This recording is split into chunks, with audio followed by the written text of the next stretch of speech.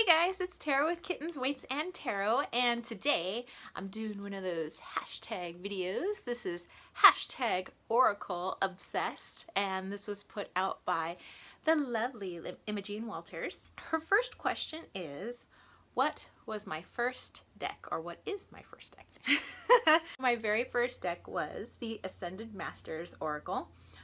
So it was really strange because I had done I'd used tarot cards and been into like divination, the esoteric and metaphysical since I was really young, and then I kind of pushed it away for a while, and then all of a sudden, like one day, it was I need to get a new tarot deck and I need an oracle deck. Like, it was just like, I need it now. Like, you know, some like light switch had just like gone off. And so this was the first deck that I picked up, and this was actually a deck in my acupuncturist's office.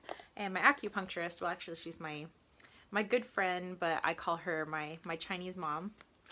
And so these are the backs of those cards, and they have that lovely golden sheen on the side. And with these cards, I feel that they never mess around, and when I need to hear some like really hard truths is when I reach for this deck, because I know that even if it's not something I want to hear, this deck is gonna lay it down. So when I'm thinking, ooh, I want to do this, or I think I should do this, and the deck's like, no, not ready for that yet, maybe later, and I'm like, wow, I want to do it now, I want it now. And so this is almost like a parent deck, you know, and I'm like the little kid where, you know, I go to this deck and it's like, I want to do X, Y, and Z, and it's like, you're not ready, or you need to do this first, or whatever. So yeah, so that was my very first deck. So what is my current fave deck? Aha. So my current fave deck actually just came in the mail not too long ago, and I've been having so much fun working with it. It is the Animal Kin Oracle, and you could already tell that this box is so awesome sauce. Okay, so it has, how cool is this guidebook, by the way? Like, PS, like, awesome. So here are the backs of the cards, and I love everything from how smooth the cards feel, to the cardstock, to the colors, to the images and the borders and the mandalas and everything that goes along with it. And it's just so full of loving animal energy. So, you know, and I'm quite an animal person, so this deck is like right up my alley. In fact, even with this deck, I've even been pulling cards for my cat. Oh, I'm sorry, he's not a cat, he's a puma. My cat Wally. Oh, he's staring at me right now. He's right off camera, and when I said cat, he like looked over at me like, cat? Where's there a cat? I hate cats. He does, he hates cats. He's puma. And anyway, this was the card that I pulled for my little puma. That is his power animal. Yes, you do. You have the white tiger. I have a lion.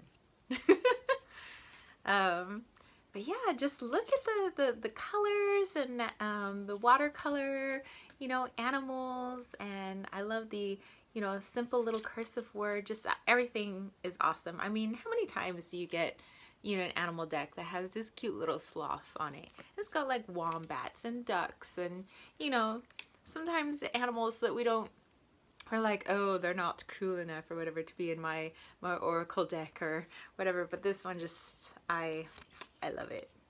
The peacock.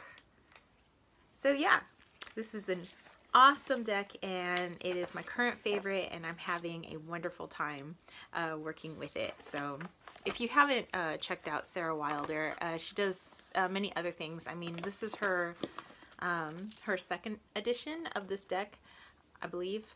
Let me know if I'm wrong, just put that in the comment section below.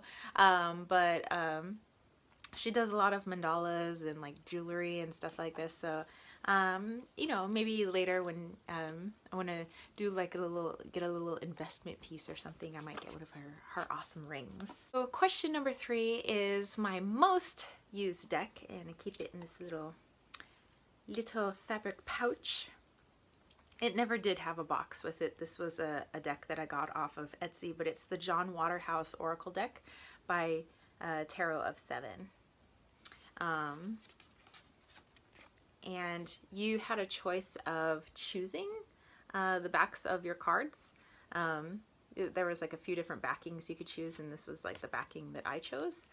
So what I love about this, number 1, I love John Waterhouse images, but I like that it just has me getting close. I like that it just has like a slight border going around it. I mean, it's so very subtle, and the image just really pops. And I love that there aren't any keywords. Sometimes I love to just look at images and just let my intuition run wild. Sometimes, not all the time, but sometimes I feel limited when I have certain keywords on a card or a phrase on a card, and I kind of feel like that's the only energy that that card can carry. Of course, that's not true. I could choose to ignore the word that's there and see the image differently, which happens sometimes, but sometimes it's a little distracting. So just to have a blank canvas like this, so to speak, just, you know, for me to like look into a card and be like, oh, you know, it means this, or, you know, I see this going on. But I will have to say, I don't use this deck like my other Oracle decks. I actually use this deck when I want to find things, like things that are lost. Like let's say, I don't know, I'm asking where my little puma is right now. Where's Wally Walito? Okay, so actually let's do that, so you guys can kind of see how I use this deck for that. So I would shuffle it up. I'd say, where's Wally? Help me find Wally.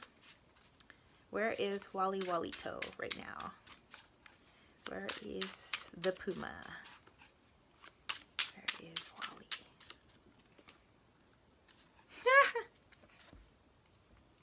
Okay, so this is the card that comes up, and how I would start looking into it. Okay, so this guy is laying down. So wherever the cat is, he's laying down somewhere.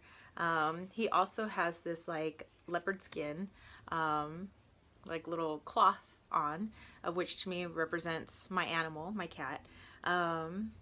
Wherever he is lying, he is next to something really tall. So we have some trees here. So he could be next to a dresser, he could be next to a bookcase.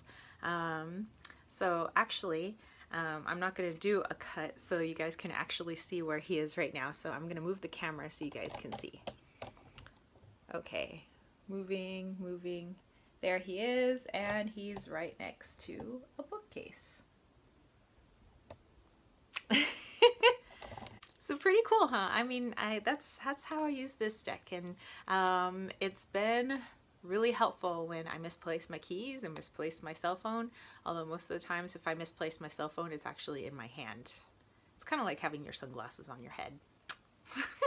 Question number 4 is, what is my least used deck? And my least used deck is by Reverend Wallace Pattinson, and it is the Soul Wisdom Oracle cards. Okay, so I don't not use them because they're not good cards. I mean, they're really good cards, and they're you know, I mean, okay, so it has the gold edging, which I love. I love edged cards. So I love the gilded edging. I love silver, rose gold, whatever you want to do to the edges. The backs of the cards, I'm not too like fond of. I mean, I love the image here. I think that's really cool, but maybe we could take the words off. You know, maybe sometimes I just like to have an image on the back, but that shouldn't stop me from reading the cards, obviously, because I'm not reading the backings. Here are the images. So it'll give you the number of the cards so that you can find it in the handy dandy little guidebook. It has a keyword down here, and these are like photoshopped images. So they're real photographs, but they've been tweaked and turned into kind of like a fantasy celestial type thing.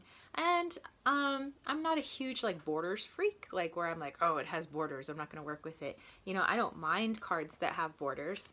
And I think the images are beautiful, and it's like, I don't know why I don't reach for it more. I don't. I mean, it's not hard for me to read with either. I mean, I get some really good readings with it. So, I don't know. I mean, look at how beautiful these images are. I feel like, what's wrong with me? So maybe I just need to keep this by my nightstand more so that I can give it some more attention and more love. I do not like to neglect my decks. I have a lot of them, but I do like to make sure that they each receive their attention and love. So there. Okay, question number 5. How did I learn to read oracle cards? Okay, so it was kind of just on my own. Like I said, my very first deck being the Ascended Masters deck, I of course went through, there's a little guidebook in here, and you know, I read through the guidebook, and when I was you know, first learning, I would, you know, consult the guidebook every time a card popped out. I'd consult the guidebook and I'd look at the keywords, but sometimes it wouldn't, you know, really go with the question that I was asking. And so then that's when I just decided, well, I think I could just go off of what I think it means. And then I started to learn to trust my intuition more. And so now when I read with oracle cards, it's like my intuition. So I kind of just taught myself to really trust my intuition.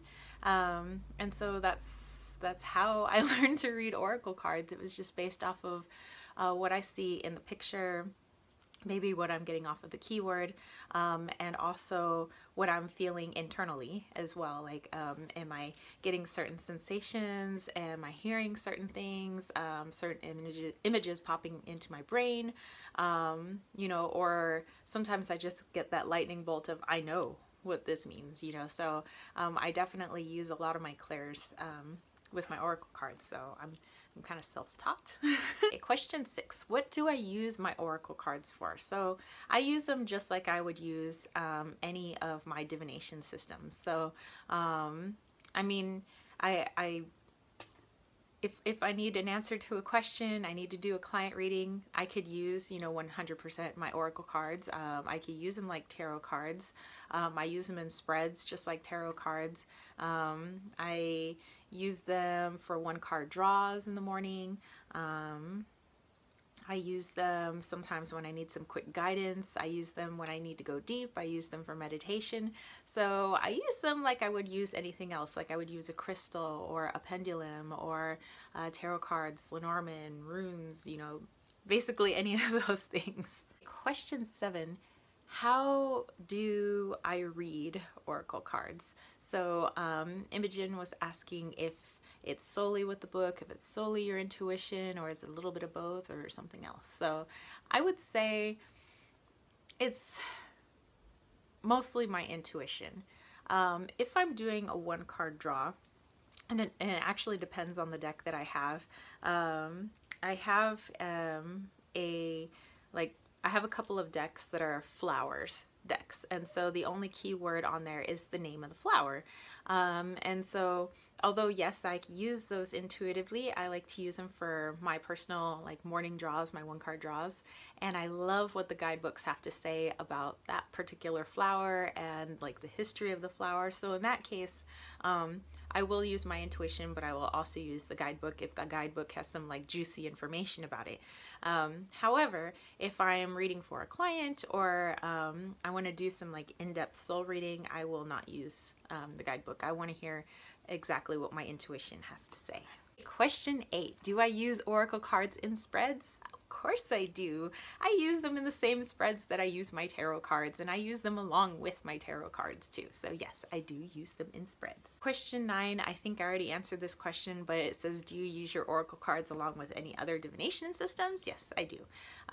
So when I read with, I read conchomancy, I read with seashells. I will pull oracle cards to go along with my seashell readings. I will pull oracle cards to go along with my runes readings. Sometimes I might pull a theme card to go along with a Lenormand reading. And oftentimes I love mixing my tarot and my oracle cards. So let's say, I don't know, let's say everybody knows the Celtic cross. So let's say I do a Celtic cross spread with tarot. I like to also pull an oracle card for each of the tarot card positions, because then I think it gives it more of a unique flavor. It's almost like having, okay, so you're talking to your best friend. Your best friend has to say X, Y, and Z about the situation. But then you have another good friend who comes from a different perspective and they want to help too. So it's like you're getting two voices. They both want to help you and they're both shedding light on the situation. And so then you yourself are able to discern things in a more unique way. So it's like, okay, well, I got this person, I got this person. And so now I can kind of decipher for myself what this means. So that's kind of how I use that. Question 10, what makes a great deck? To me, a great deck is, hold on, let me show you a good size. Okay, so this is Kyle Gray's Keepers of the Light Oracle, but I just want to use it for demonstration. I think a great deck has beautiful edging. Like if this is like my perfect deck, you know, I'm just making it up. I want it to be palm size, you know. To me, I love big cards, so I want it palm size, you know. I want some gilded edging. To me, I mean, this is good cardstock, but I would probably even go thicker. I love thick cardstock. I love, yeah, so I would say gilded edging, nice big substantial size, thick cardstock, and pulling from Sarah Wilder's deck, beautiful colors, probably in this color scheme. So yeah, so I think if you mesh that all together and just gorgeous colors, something with animals and I don't know, you can, I don't even care if it's photoshopped or watercolored or whatever, but I love color. So yeah, a big deck with color, beautiful edging. Mamma mia, it's going to be a beautiful. Ma bella. Question 11, what is the difference between tarot and oracle? Okay, so the difference for me is in tarot, no matter what system you're using, a Marseille, Rider-Waite-Smith, or Thoth, or whatever, each card has a very specific energy or meaning that goes with it. Of course, every deck is slightly different depending on, you know, the artist's interpretation or the creator, but it will roughly be tied into that. Whereas oracle cards, to me, is just a gorgeous picture and allows more of your intuition. Now, I do read tarot intuitively as well, and sometimes what I'm getting from a card may not be the actual meaning that goes with the card. But I think oracle cards allow more of that intuition to come through, which is why I like to use them in tandem. Question 12, unusual or unique decks. Okay, so one of my unique decks is the First Light Tarot. I know it says tarot, it's actually oracle cards, and it's a unique system all its own, and I keep it in this little bag here. Left the silver lining because it's so cosmic. Okay, so it has these backs and I have them split here. So these are the cards that you would lay down first depending on your situation. So you have like your strategy, your positive surroundings, recent past, who may help, outcome, wild card, things like that. Okay, so you set down any one of these cards, and then that will be the energy for that spot. So it's like you're doing, so those are like the spread cards. And then you lay one of these cards on top. And I love outer space, everything cosmic. I'm a huge like Trekkie fan, and P.S. Star Trek The Next Generation is the best, and I was in love with Data. I wanted Data to be my boyfriend. Yes, I wanted to date an android. Yes, yes. Anywho. So yeah, these are all very beautiful, and they are straight up my alley. And yeah, this is the perfect deck. I think the cardstock could have been a little bit better. Ooh, and even if we edged it silver, then it would be like perfect. My unusual deck is the Tough Shit Tarot. Yes, this is by Nami Thompson, and it's actually not tarot, but they said Tough Shit Oracle didn't quite have the roll off the tongue of Tough Shit Tarot, and it does. It sounds really good. So these are the backs of those cards, and it has a keyword up at the top and then some little information sideways. So here we have like horny, grow a pair, cut the shit, spit or swallow, mama needs a cocktail. So like, let's say you pull mama needs a cocktail. You have been overindulging in food and drink in order to avoid your feelings. Those uncomfortable emotions will only continue to build unless you seek healthy emotional release. So it's actually like coming from a good place. It's just, it's like your friend that swears like a sailor, and she'll just like